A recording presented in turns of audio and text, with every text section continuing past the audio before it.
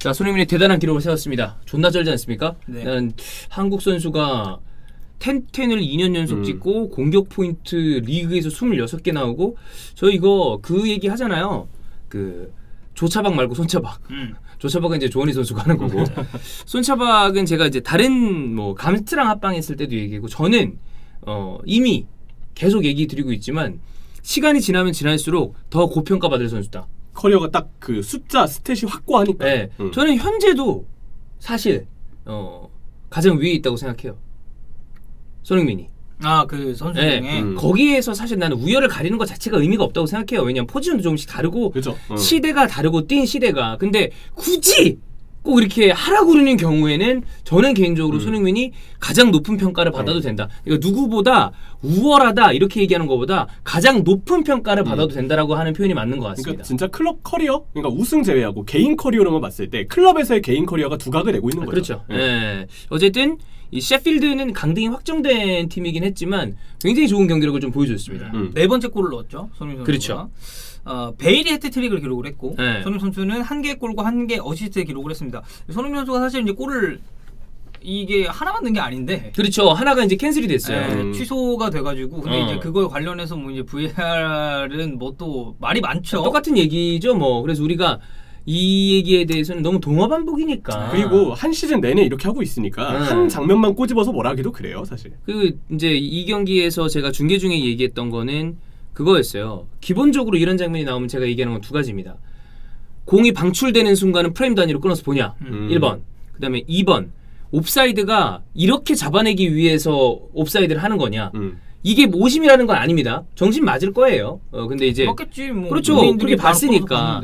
그리고 세 번째, 이 경기에서 존 플렉이 로셀소를 밟았던 거 그런 거는 제대로 못 보면서 이런 거를 프레임 단위로 끊으려고 그러는 게 이들은 축구 경기를 위한 판정을 하는 건지 본인들의 기술을 보여주기 위해 판정을 하는 건지 모르겠다. 물론 이제 PL 사무국에서는 이런 어떤 오해, 야는 우리가 가지는 의구심에 대해서 본인들도 나름 자료를 내놨더라고요.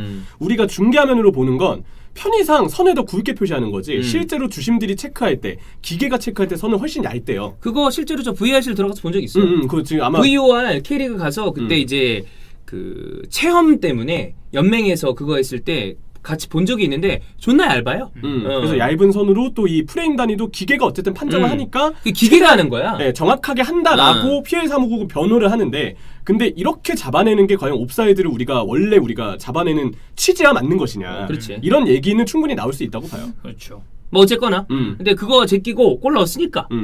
그리고 이날 스탯이 지금 이렇게 쭈르륵 나오고 있지만 찬스 메이킹 7번이었습니다. 이 중에 키패스가 6번이었고 드리블 시도 4번, 근데 그 중에 성공 3번, 그리고 패스 성공률이 96%가 나왔더라고요. 그러니까. 공격 진영에서 쉽지 않은데. 물론 패스의 숫자 자체가 되게 많지는 않아요. 왜냐하면 앞에 있는 포워드들은 패스를 많이 하진 않아요. 근데 저는 여기서 주목해볼 만한 게 두 개인 것 같아요.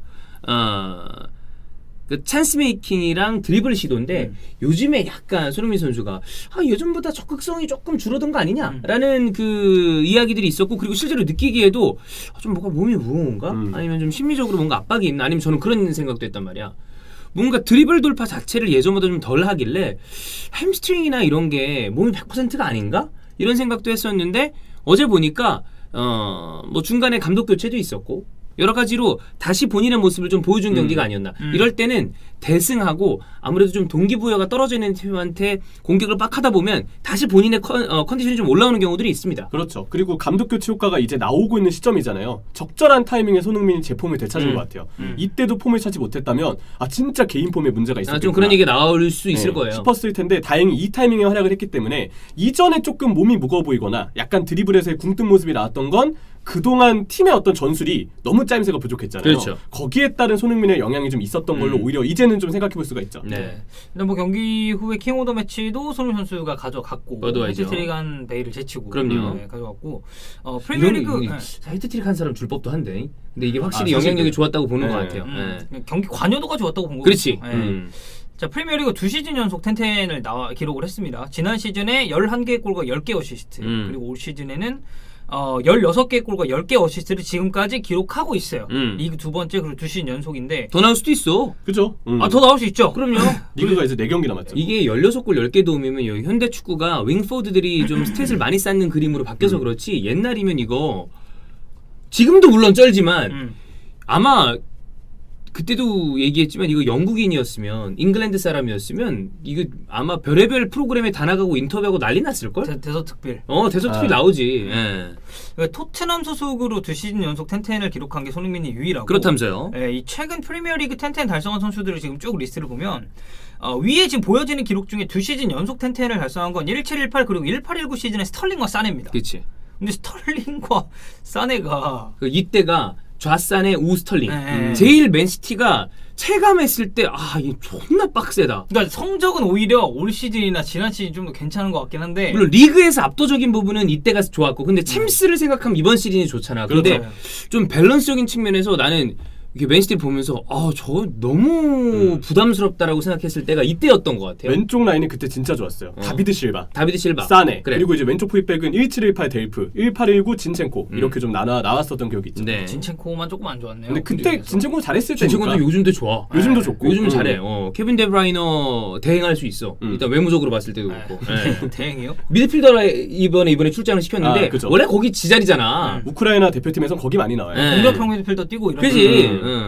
자 그리고 이제 손흥민 선수가 이제 텐텐 가입을 하면서 베일이 또 이제 헤트트릭을 했습니다. 그러니까 시즌 막바지에 지금 토트넘이 바빠요. 그렇지. 챔피언스리그 때문에 바쁜데 이제 마지막까지 시도를 해봐야 된단 말이야. 그렇죠. 솔직히 얘기하면 챔스티켓은 좀 멀어 보이긴 합니다. 저도. 승점으로는 가까운데. 근데 존나 아깝단 말이야. 그렇지. 케인이나 손흥민이 유로파리그에서 뛰는 게 너무 아까워요. 근데 이제 사실 지금 상황은 유로파도 못 나갈 가능성이 있기 때문에 마지막까지 달려봐야 됩니다. 이게 5점 차면 불가능한 점수가 아닌데 첼시가 내려오지 않을 것 같은 느낌. 물론 첼시의 일정을 보죠.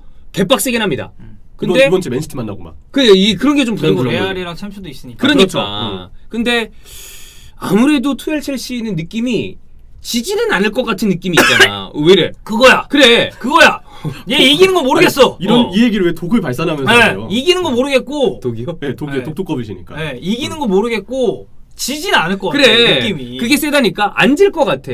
물론 무승부도 승점을 2점을 드롭하는 거니까 어떻게 될지 모르겠지만 첼시가 내려오지 않을 것 같기 때문에 토트넘이 챔피언스리그 이 티켓을 딸지는 모르겠는데 유로파에 대해서는 마지막까지 도전을 해볼 만한 게 승점 차이가 얼마 안 나고 리버풀 웨스트햄도 최근의 분위기가 아주 좋았을 때 웨스트햄은 아주 좋았을 때보다는 약간 흔들흔들함이 조금은 있어요. 리버풀 뉴캐슬한테 졌다거나. 그죠. 리버풀은 노스웨스터비가 뉴캐슬 비겼. 뉴캐슬이 3대1로 웨스트햄을 잡았어. 리버풀이랑 웨스트햄. 그래. 네, 리버풀이랑 비교. 그렇지. 리버풀은 노스웨스터비가 이게 미뤄진 게 아마 스케줄상으로는 굉장히 부담될 거예요. 원래 유로파 때문에 맨유가 좀 덜 쉬었잖아요. 그치. 그거 이용해야 되는데 그러지 못하니까. 그렇습니다. 지금 케인이 리그 21개의 골 13개 어시스트, 손흥민이 16골 그리고 10개 어시스트, 그리고 베일이 9개의 골 2개 어시스트, 리그에서만 46골 25개 어시스트를 기록 중입니다. 야 베일 언제 9골 넣었냐? 그러게요. 그러니까 살감살감 넣네. 근데 유로파 토너먼트 시작하고 막 몰아칠 때. 그러니까 리그 기준으로도 9골이니까 그치. 수치가 많이 올라갔고 토트넘이 지금 5위입니다. 근데 이제 뒤에 이제 어떤 경기가 그러니까 경기 수가 많아요. 그렇지. 더 한 경기 많은 많아요. 상황이고, 리즈 원정, 울브스 홈, 아스톤 빌라 홈, 레스터 시티 원정 이렇게 4경기 남아 있습니다. 리즈 원정 부담스럽고. 그렇죠. 울버햄튼은 최근에 흐름이 좀 좋지가 않긴 한데. 아스톤 빌라도 마찬가지고. 그리고 블랙 컨트리 더비. 우리가 이번에 그렇죠. 너요. 네. 너랑 조은이 형이랑 다시 한번 얘기를 좀 해봐야 될 것 같습니다. 무슨 얘기요? 주인이 지금 그 타임라인 봤죠? 찍어놓은 거. 네 봤어요. 나 진짜 몰랐어. 아니 이럴 거면 차라리 수첩을 가지고 해. 그때 중서가 그랬잖아요. 여기서 주작하면 진짜 레전드 인정해야 된다. 진짜 주작단 둘이서 1대1 붙으면 이거 어떻게 되는 거야? 아니, 일단 눈빛 교환 뭐 이렇게 했을 때 보고 그다음에 내가 이렇게 무방비로 이렇게 보니까 주원 형은 이거 화면에 비친 거 보겠다고 이렇게 얼굴 들이대고 가지가지 하셨더라고. 닌자들도 아니고. 여기 이때 이렇게 우리가 띄엄띄엄 앉았잖아 지그재그로. 그거를 그때 바꿔놨었어야 됐어. 네. 그 자리를? 처음에 그러니까. 그냥 이렇게 앉으시죠 했을 때 그거부터가 큰 그림이었습니다. 역시 독두꺼비가 그때부터 독을 풀어놓고 있었어요. 그렇죠. 재밌었잖아요. 주원 형은 어제 내가 그 얘기했더니 모른 척 하던데 내가 언제 막 이러더라고. 저 사실 잘 몰라요. 이번에 가지가 들어가면 알게 될 겁니다. 퇴사합니다. 웃기고. 한 번 더 가지 이지랄 하는 순간 소래는 원샷하고. 하는 순간 차라리 소래를 주십시오. 소래누는 너 너무 좋아하는 것 같던데. 아니 가지보다 훨씬 나아요. 아 이게 보니까 소래누에 대해서는 금방 빠졌어. 소래는 솔직히 진짜 존나 맛없어요. 소래누 진짜. 5리터 이런 거 선물해주고 싶다. 그러니까 이게 바로- 페트로 안 나오나? 페트로는 안 나올 거야. 아, 바로 그렇습니다. 어머니 드리겠습니다. 아니 우리가 페트에 담아드리면 되죠. 어머니 소래는 좋아하시나요? 모르죠. 역시 어머니가 근본 있으신 분이라 안 좋아하시지 않겠죠. 그럼 근본 없는 분으로 하겠습니다. 야 이거 살려라. 야 이거 진짜 살려라. 야 이거 진짜 없애지 마라. 분명히 좋아하십니다. 좋아하시죠? 야 치열아 이거 살려라. 네. 어쨌든 남은 일정 이렇게 돼 있고 뭐 아까도 제가 잠깐 얘기했지만 저는 아쉽습니다. 챔피언스리그에서 이 선수들을 못 볼 수도 있다. 그렇지. 아무래도 특히나 손흥민, 케인 이거 케인의 거취가 어떻게 될지 모르겠어요. 루머대로라면 챔스 못 나가는 게 되게 클 수도 있어요. 근데 거치. 나는 케인이 또 토트넘을 떠나가는 그림이 이 좀 상상되지도 않아. 반페르시는 아스날 떠날 줄 알았나요? 근데 걔는 이런 느낌은 아니야. 그러니까 이런 느낌은 아니겠지만 완전히 달라. 왜냐하면 해리 케인은 프랜차이즈 스타니야. 근데 반통수는 주 네덜란드에서 원해였단 근데 말이야. 원해야지. 그리고 아스날 팬들이 한 시즌 반짝하기 전까지는 원래도 되게 안 좋아했던 선수야. 그래도 주장 한 장을 달고 있었잖아요. 그렇지. 근데 아스날 주장 한 장 달면 그것도 있어요. 아스날 다 팬들은. 나가잖아. 나가니까. 맞아. 뭐 이 선수가 나갈 거라고 생각하진 않았지만. 아니 오바메양 요새 왜 그렇게 뛰냐고 나가려고 그러는 거야? 왜 이렇게 설렁설렁 뛰어? 그냥 뭐 가봉으로 가도 돼. 예. 가. 첫 골 장면 때고 헛발질 잘 봤습니다. 응. 팀 첫 골 장면 때. 어시예요 그거. 어시가 됐더만. 어떻게 해가지고 유사하게 뭐 마르티네 어차피 아스날은 지금 상황이 더 나빠질 것도 없어. 가면 뭐 주고받긴다 생각으로 가는 거지 뭐. 근데 재계약을 이번에 했잖아. 그죠. 라카제트를 잡아야 되는데 라카제트도 재계약하면 또 어떻게 될지 모르겠어. 재계약을 하지 재계약하면 말아야 돼. 재계약조죠. 어떻게 될지 모르겠어. 야 우승하면 재계약해준다. 재계약은 20대 중반까지만 해야 될 것 같아. 미치겠어. 재계약 안 하잖아요. 그럼 FA로 나가. 그래. 어. 그럼 이제 이적료를 못 받잖아. 그것도 아스날 전통 중에 하나 아닙니까? 그러니까. FA로. 그래서 저는 다시 한번 얘기 드립니다만 아스날에 어떤 감독이 어울릴지는 잘 모르겠어요. 근데 아르테타를 유임시킬 것 같잖아. 그렇다면 토트넘은 로베르토 마르티네즈를 선임했습니다. 강추. 자꾸 마르티네즈는 열려 있다라고 기사가 있어요. 열려 있죠. 월드컵 4강 갔죠. 잉글랜드 경험 있죠. 조원희 선수와 함께 코리안 리거에 대한 어떤 그 커뮤니케이션도 이미 가능하다. 맨시티 꺾고 FA컵 우승해봤죠. 그렇다면 최고의 선택 토트넘 로베르토 마르티네즈. 같아.